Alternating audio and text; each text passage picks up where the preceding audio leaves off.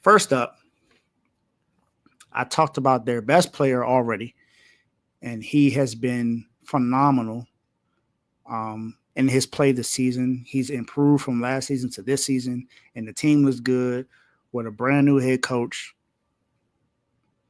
who was actually fired from the team who's number one in the league right now in the Cleveland Cavaliers, JB Bickerstaff, and the Detroit Pistons.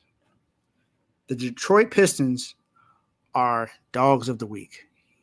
You want to know why they're dogs of the week? Because they are 7-3 in their last 10 games. In those games, they have beaten. They upset the Knicks. They beat the Raptors. They beat Brooklyn, Portland, Minnesota. We know Minnesota's really good. They beat Orlando and Charlotte. I mean, I get it. Some of these teams I'm naming are not that good. Toronto, Brooklyn, Portland, all right, Charlotte. Yeah, those are not good teams.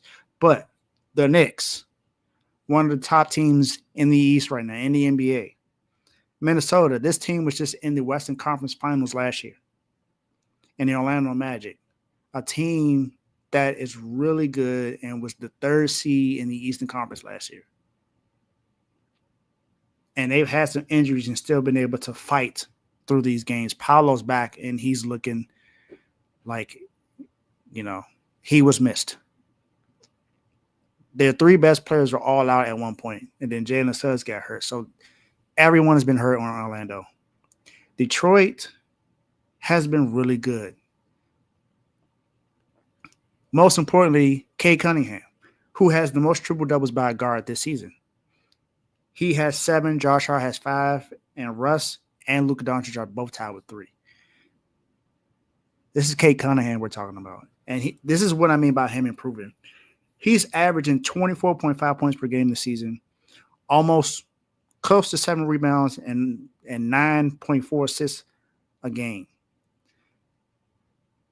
He is the first fourth-year player to average those numbers since Oscar Robertson. Everyone knows how great Oscar Robertson is because before Russell Westbrook, he was the only person to average a triple-double for a season. Russ has done it 4 times. Just saying.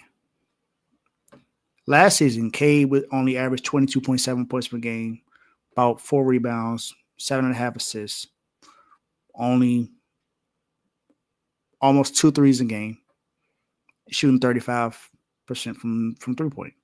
This year, like I said, 24.5 points per game, 6.7 rebounds, 9.5 assists, almost 3 3-pointers per game, and his percentage went up to 37%, almost 38% from 3-point line.